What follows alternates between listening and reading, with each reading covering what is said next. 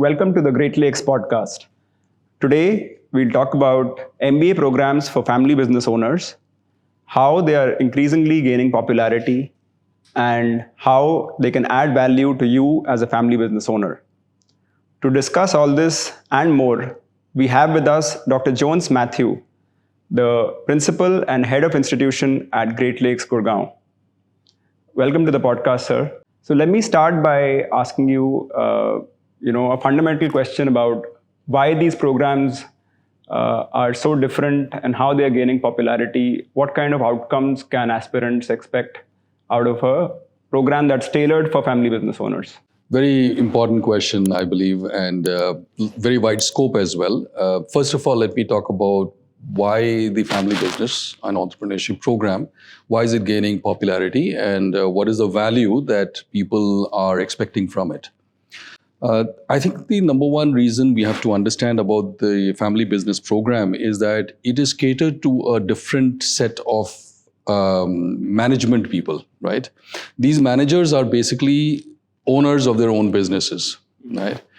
Their perspective of what they want from a management program is very different from the people who are looking at a management program as a route to or a route to a career in an organization. So that fundamental difference is where the family business and entrepreneurship program completely diverges from a regular MBA program, right? The regular MBA program usually has people who are looking for rising up the hierarchy, joining in the early stages or mid-level, and then going up. Not so in the case of family-owned business, right? Somebody who's a scion of a founder of a family business, they're looking at other things, such as maybe raising funds, working out collaborations, and hiring people, training them. Those kind of requirements are very different from a regular MBA, right? So the family business program is crafted differently because of the nature of the target audience, right?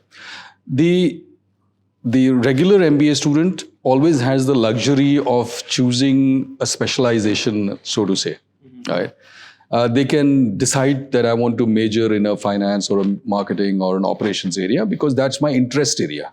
Not so in the case of a family business owner. The family business owner has to have a holistic development, a wide-ranging scope of knowledge and practices which will apply to all parts of his business.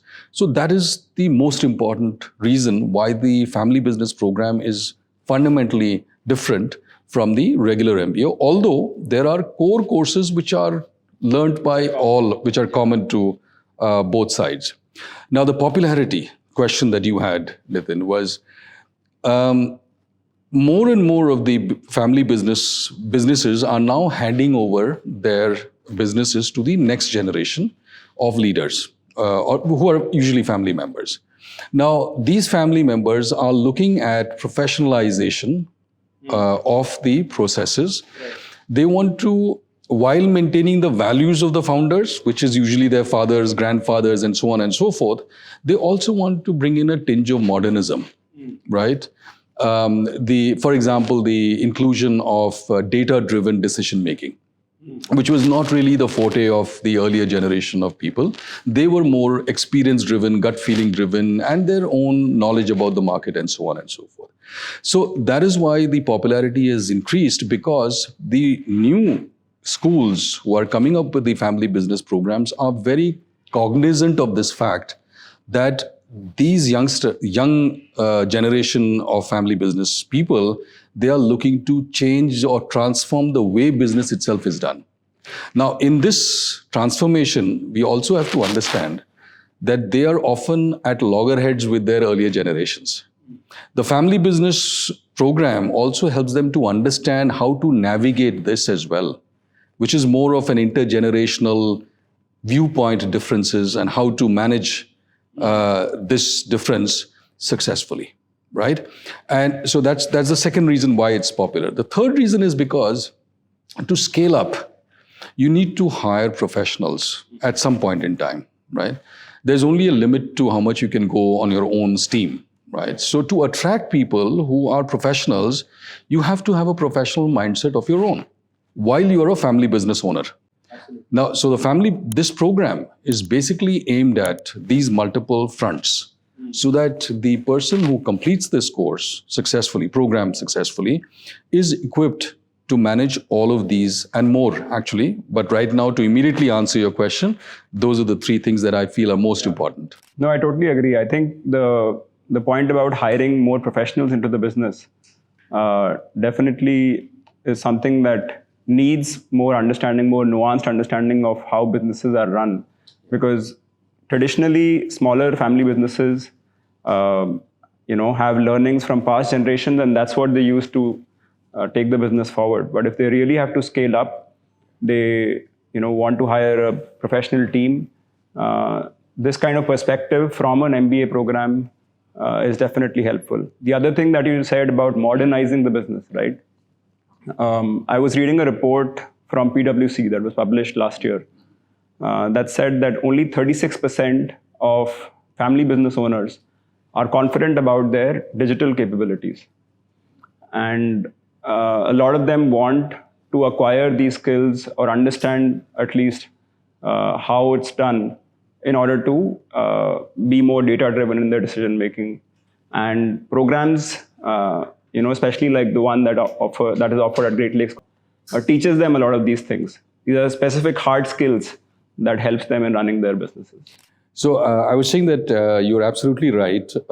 New generation managers of family businesses, owners of family businesses, they have to deal with the changing landscape of the business world. So what was good in the past is no longer good in the present, or definitely not going to be good in the future, for the future. So programs like the modern day family business programs, they're very focused on giving the students, skills in the area of, for example, digital marketing, right? Or artificial intelligence and generative AI, how to leverage all of these, right? Rather than finding them, because of the traditionality of your family business, should not be a constraint for you from embracing these new technologies, because that's the way of the future. Right? Absolutely. Even the present. I mean, today they are competing with other multinational companies in some way or the other for business. And those companies are already using these technologies, new tools. And if they have to compete and stay, relevant, they need to acquire these. Yeah, and not just the MNCs. The tough part is that even younger startups are very digitally savvy these days. They are very data driven. Yeah. And they are set up by people who are setting up the future business ecosystem of the country. Right. And these are people who are highly trained in all sorts of modern new age technologies. It would be, for want of a better word, it would be suicidal not to be trained in these skills for family business owners, right? And the scope of competition has now gone from your local area to, it's become state, it has become national. And all new generation family business owners have aspirations which are national at least. Yeah, or going global. Yeah, or going global. I said at least because that's the minimum they want to do. Yeah. And if you want to play in that space, you have to be very professionally, organized, structured. You should have the ability to attract people who are very professional. And I think a family business program also gives them the confidence that although I'm the owner of a family business, I don't feel insecure by hiring professionals. Right. A lot of self-confidence is there. It also, at some level, becomes a signaling tool for hiring talent. Because if you want to hire good management talent, you yourself are qualified from a good institute. Yeah. I think that also it matters a lot. It matters a lot. The brand equity of the school that you are picking up a professional degree always carries a lot of currency with investors, venture capitalists, other collaborators, as well as, like you mentioned rightly, talent. Yeah. Which is really what drives the organization. Yeah. So the equity of the school that you are graduating from has a lot of weight. In fact, your opening slide itself could either make or break you depending on where you are picking up your qualifications from. Yeah, right? yeah. And as we all know, venture capitalists and investors, they put a lot of faith. They actually, their biggest decision point often is the person who's pedigree. driving, the pedigree of the person Yeah, who's driving it. So therefore, Because I think it that matters. that creates trust. Exactly. That's basically how all brands also function, how consumers make decisions. So venture capitalists are no different, right? Yeah, and as a marketing faculty, I can definitely say that these things do matter. Yeah.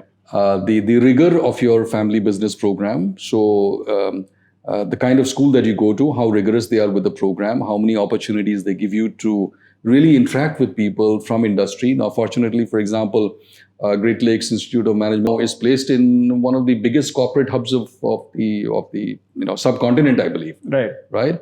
So it gives us a lot of opportunity for giving face-to-face exposure to people who have been there, done that in entrepreneurial terms or in running family businesses and so on. So you get a lot of first-hand learnings of both successes and failures. Absolutely. I think that's what the second generation or third generation of family business owners can benefit a lot from. I think beyond the academic knowledge, if they are able to interact with entrepreneurs or successful family business owners as a part of the program, that itself, I think, enriches the experience, and that's I think we do at Great Lakes as well. So, and compared to a regular MBA program, where they don't get so many opportunities to really work on real problems. Now, the other thing about family business owner is that he or she has a business that he owns, right? So you can do a lot of experimentation there of all the things that you're learning in the classroom or interacting with people from industry, right? So what worked for, let's say, Zepto, will it be applicable to my situation or not? Can I do a pilot test? You have a live laboratory for all practical purposes, whereas the regular career-oriented students of MBA don't have that opportunity. Yeah. And all they get is probably a 3 months of summer internship or a short live project, etc. So therefore, the family business program has a lot of scope for changing the way you do business, right? Yeah. And also looking at different business models compared to what was prevalent in the past, what is prevalent now, right? And so on and so forth. A lot of opportunity for the overall, and truly in every sense, I mean this, the holistic development of the student. From a family business. Yeah. They get a much better idea of the business overall, I think, and are able to implement things faster, like you said. Yeah, and one more point I'd like to add here is that the pedagogy of a family business program in MBA is qualitatively different from a regular MBA.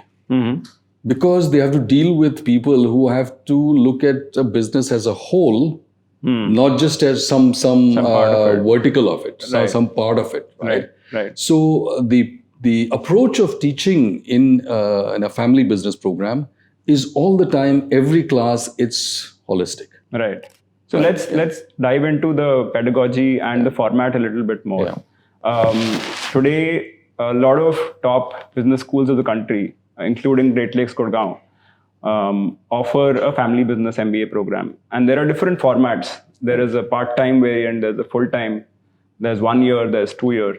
So could you give us some perspective on what kind of format is better, or what are the trade-offs of different formats? Okay. And who should go for what kind of format? Okay. Very important decision point for people who are planning to join a program, any program, but especially for a family business owner. Now, there are multiple formats available for this kind of a program. Number one is, it could be a 5-year integrated program, undergraduate plus graduate, completely, oriented towards a family business ownership and entrepreneurship. Right. The other one could be a 2-year program, which is a regular one, part-time or full-time. Right. Then there's the other one, which is the fast-paced, very limited, very low opportunity cost 1-year programs, which is what we specialize in, right? At Great Lakes, Gurgaon, that's what we specialized in. And this was a very conscious call for the very simple reason that family business owners are driving their whole organization and accountable for the profit and loss statement for all their businesses and for the employees. So the longer they stay away from the program, the more difficult it is for the company to run safely, right? So understanding this complexity or this constraint that family business owners have, we preferred from the beginning to run a 1-year program, which is very sharp, very focused, very tightly run, and very well curated in terms of what we want to do in each of the terms, so that the student can go back to their, remotely work with their companies, right? This is a residential program, so it's like they have to be part of the ecosystem on campus. So they can pick up a theory or a concept or a new framework or a new business model that they've learned in the program and start applying it in their school. Not in the school, in their organization. Right? So that gives them the flexibility of being fully immersed in the program, as well as keeping one eye on their businesses. And this cost is only for a year. This cost means time cost. Right? It's only for a year. And I don't think any business owner can afford to stay away from their business for more than 1 year. Right? 2 years is out of the question. So even people who are, deeply entrenched into the business and critical to the functioning of the business, can maybe look at a shorter duration and have, obviously have lesser opportunity cost that way. Correct. So that's the opportunity cost angle. The other thing is being a residential program. How does that help? Oh, that helps because a lot of the learning in an MBA program actually happens outside the classroom as well, right? So within the classroom, you have your faculties, your industry experts, and so on, who come and share with you the contents of the courses that we have curated. But also being fully residential gives you the opportunity to interact with your peers who are similar business owners, or business owners of a similar kind, who also have a lot of learnings and failures from their traditional businesses. And you get to really synthesize the knowledge of maybe 25, 30 students and learn much more than what you would do in a part-time basis, coming in for a couple of days or coming and studying for the weekend and then going back again to your business. And that's the second point that I was coming to. The way we look at education is that if you really have to do it in a fully immersive state, right? This switching on and off really is not the best way to pick up the basic elements of a particular program. So when you're here on campus 24/7 for about a year, right, barring the international immersion, right, you are in that frame of mind of learning from the best in terms of faculty, in terms of your peers, in terms of all the other face-to-face competitions, interactions that we have. For example, the startup challenge is best delivered in a residential system, right? And also, I think we must give a lot of weightage to what we call the networks that we build. And a residential program always gives the opportunity of much deeper networks that can be built, which last a lifetime or even more. I'm sure that family business owners can potentially find a vendor or a supplier, that can... who may be your classmate. Exactly. Or maybe somebody who came and gave you a session or a lecture on how to scale up a service business, right? Or you're a product manufacturer, you need a service platform to deliver the product, how to go about doing it. So there are a lot of opportunities for collaborative work, right? And again, when you're immersed in the program, you are not distracted by the everyday struggles of your business, right? You have handed that over to somebody else for the time being, so that you're completely focused here, right? And I myself am not a great fan of multitasking. When you're do one thing at a time, but do it very well, right? And so therefore, at the most, you can do some pilot projects from time to time, something new that you've learned, for example, let's say an HR practice or an analytics engine that you want to deploy in your organization. You could try that out as a pilot project and then bring the learnings back into the classroom right then and there and get feedback, which may not be possible for somebody who's doing it part-time or not doing it at all, right, as part of a program. So, absolutely. I think one very important aspect that you mentioned is that this program is integrated with the 1-year PGPM-FBE program. And this relates to that aspect of network, building a network. So you're actually not just building a network with your immediate class of family business owners, but since you're doing some modules together with the regular one-year MBA, you're actually building a much wider network of professionals who've been there in the industry in different functions, who have different expertise, and they can be your potential partners going forward as well. Absolutely. In fact, I was going to come to that. There's so many opportunities for a family business owner to really step out of their own comfort zone, own circle of contacts and networks that they may have built up. And family businesses usually have the tendency to have contacts and networks within their community. It's a lot of times it's the Marwadi community, the Gujju community. It's a community based, right? Yes. And there's a lot of trust, faith, and amongst the community members. Yeah. This is a fantastic opportunity for you to step out of that community also, while not abandoning the community, because that's an important part of where your family business is embedded. But also to step out of that and make networks outside of, and you never know where they could lead, right? Absolutely. That's the thing. Now, for entrepreneurs, so this is the family business owners part. For entrepreneurs, the advantage is that every person in your class or your batch is a potential collaborator. Yeah, absolutely. Right? Yeah. So that's the and way entrepreneurs have an even tougher time finding talent and attracting talent because they don't have any kind of brand name to start with. Right. So the closest network of theirs is their batchmates. And absolutely. In fact, that is why most startups have batchmates working together. Absolutely. To build multi-crore businesses over maybe 5-7 years. Right? And therefore, I feel that the opportunity for family business owners as well as entrepreneurs is immense when you have maybe 150, 70 students who are part of your cohort, and they're all work experienced people with a lot of, cumulatively, they may be having maybe hundreds of years of work experience. Can you imagine tapping into that? Yeah. Right? Plus, you have all the people coming in from outside to give you all the insights and what to do, what not to do with your family business, with your entrepreneurship, how to pitch, how to make a business plan, what are the startup challenges, and so on and so forth. Yeah. I think that kind of sums it up nicely. We covered a lot of good aspects about the kind of program a family business MBA is, how it is different from a regular MBA, to the format, the opportunity cost, the program offered by Great Lakes, of course. So I think today these kind of MBAs and their importance is only going to rise. And we can see that with more and more institutes offering such an MBA.